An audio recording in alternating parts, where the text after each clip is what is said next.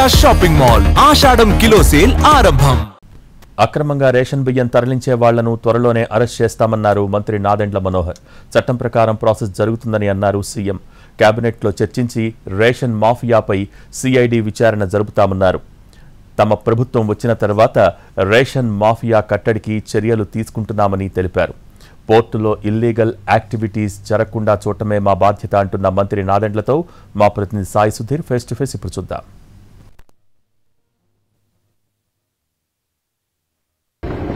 కాకినాడ జిల్లాలో అక్రమ రేషన్ బియ్యం తరలింపై ఫోకస్ చేశారు సివిల్ సప్లై మంత్రి నాదెండ్ల మనోహర్. ప్రస్తుతం ఫీల్డ్ లెవెల్లో కూడా పోర్ట్ ఏరియా కావచ్చు, అదేవిధంగా చెక్ పోస్టును కూడా పరిశీలించారు. సార్, మీరు గతంలో 45 రోజుల కింద విజిట్ చేశారు. అప్పటికి ఇప్పటికి ఎటువంటి మార్పు వచ్చింది?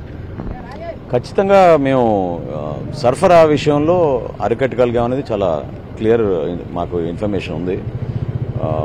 ఇంకా చేయాల్సిన పనులు చాలా ఉన్నాయి. ఒక మార్పు ఈ స్థాయిలో మార్పు జరగాలన్నప్పుడు సహజంగా కొన్ని ఇబ్బందులు ఉంటాయి, కొన్ని ఆటంకాలు ఉంటాయి. కావాలని కొంతమంది రకరకాలుగా సృష్టిస్తూ ఉంటారు. వీటన్నింటిని అధిగమించుకుని అంతిమంగా మేము ఏ విధంగా ఒక ప్రక్షాళన చేయాలనుకున్నామో ఆ ప్రక్షాళన జరిగే విధంగా, ఈ మాఫియాను అరికట్టే విధంగా, పేదవాడి పొట్టగొట్టి వీళ్ళు వేల కోట్ల విధంగా సంపాదించారో దాన్ని అరికట్టే విధంగా తప్పకుండా మేము చర్యలు తీసుకుంటున్నాం. 28, 29వ తారీఖులో మేము చేసిన తనిఖీల్లో 52,000 మెట్రిక్ టన్నులు మేము సీజ్ చేశాం. అందులో సుమారు 27,000 మెట్రిక్ టన్నులు పీడీఎస్ రైస్గా నిర్ధారించారు. సో వాళ్ళపైన ఆల్రెడీ కేసులు పెట్టాం. క్రిమినల్ కేసెస్ కూడా ఇనిషియేట్ చేశారు. ఇన్వెస్టిగేషన్ జరుగుతోంది. బ్యాంక్ గ్యారంటీలు తీసుకుని మిగతా సరుకు రిలీజ్ చేయమని కోర్టు నుంచి కూడా వాళ్ళు వెళ్ళినా కూడా వాళ్ళకి ఆ విధంగా ఆర్డర్ వచ్చింది. కాబట్టి దాదాపు 165 కోట్ల రూపాయల బియ్యాన్ని మనం సీజ్ చేశాం. ఇది భారతదేశంలో ఎక్కడ జరగలేదు ఇప్పటివరకు. ఆ విధంగా ఒక అరికట్టడానికి చాలా బలమైన నిర్ణయం తీసుకుని ఒక మంచి విధానం కూడా తీసుకొస్తున్నాం. దాంతోపాటు ఎవరికి నష్టం జరగకూడదు, కాకినాడ పోర్ట్ ఆపరేషన్స్ ఎక్కడ ఇబ్బంది కలగకూడదు. లీగల్గా మీరు చేసే ప్రతి కార్యక్రమాన్ని ప్రభుత్వం సమర్థిస్తుంది. ఇల్లీగల్గా చేసే కార్యక్రమాలకి మాత్రం మేము మద్దతు ఇవ్వం. అది చాలా క్లియర్. అందులో భాగంగానే ఈ రోజు కూడా సందర్శించి స్థానికుల కోరిక మేరకు ట్రాఫిక్ జామ్ అది ఏర్పడకూడదు, కనీసం రోజుకి 1000 లారీలు పోర్ట్ ఏరియాలోకి ఎంటర్ అయ్యే విధంగా 3 చెక్ పోస్టులు ఐడెంటిఫై చేశాం. వచ్చే సోమవారం నుంచి సిబ్బందిని కూడా పెంచి 3 షిఫ్ట్లో కూడా అందరికీ అందుబాటులో ఉండి ఆ వెసులుబాటు కల్పించి రవాణా విషయంలో ఎక్కడ పొరపాటు జరగకుండా, అదేవిధంగా ప్రతి లారీ కూడా క్షుణ్ణంగా పరిశీలించే బాధ్యత మా పైన ఉంది.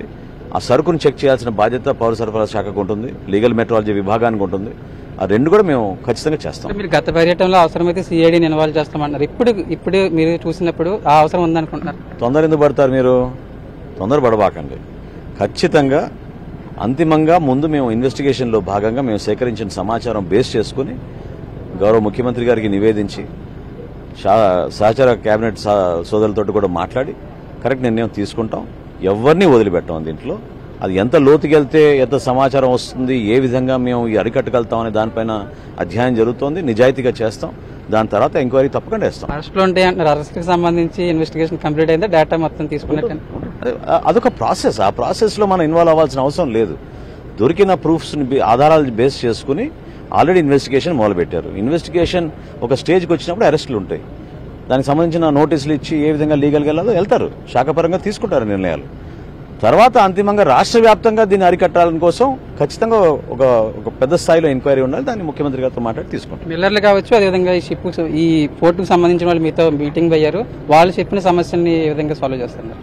ఆల్రెడీ దానికోసమే వచ్చాం. ఈ రోజున ఫీల్డ్ విజిట్ వచ్చింది. దానికోసమే గౌరవ శాసనసభ్యులు కూడా వారం రోజుల నుంచి ఆ సమస్య గురించి నా దృష్టికి తీసుకొచ్చినప్పుడు తప్పకుండా వాళ్ళకి ఆ భరోసా కల్పించే విధంగా మేము కొన్ని మార్పులు తీసుకొచ్చి ఎక్కడ కూడా ఇబ్బంది కలగకూడదు. ఇక్కడ వ్యాపారవేత్తలు కానివ్వండి, షిప్ వాళ్ళు కానివ్వండి, బార్జీలు కానివ్వండి, హమాలీలు కానివ్వండి, లారీ యాజమానులు కానీ ఎవరికి ఇబ్బంది కలగకుండా మేము లాజిస్టిక్ ఏర్పాట్లన్నీ కూడా మేము జాగ్రత్తగా చేస్తాం. అది పొరపాటు జరగదు. మొత్తానికైతే నాదెండ్ల మనోహర్ ఫీల్డ్ విజిట్ చేస్తున్నారు. పూర్తి స్థాయిలో కాకినాడ పోర్టుకు సంబంధించి ఏదైతే ఇటు చెక్ పోస్టులు కావచ్చు, అదేవిధంగా ఫీల్డ్ లెవెల్లో పూర్తి స్థాయిలో రేషన్ బియ్యానికి సంబంధించి ఎగుమతులు ఏవైతే ఉన్నాయో వాటిని పూర్తి స్థాయిలో పరిశీలన చేస్తున్న సిచ్యువేషన్. మరొక వైపు ఏదైతే 41A కింద కొంతమందికి నోటీసులు ఇస్తాము, లీగల్ పరంగా ఎవరిని అరెస్ట్ చేయాల్సి ఉంటుందో వారందరినీ కూడా అరెస్ట్ చేస్తామని తొందరపడాల్సిన అవసరం లేదని నాదెండ్ల చెప్తున్నారు. ప్రకాష్, సాయి సుధీర్, కాకినాడ నుంచి.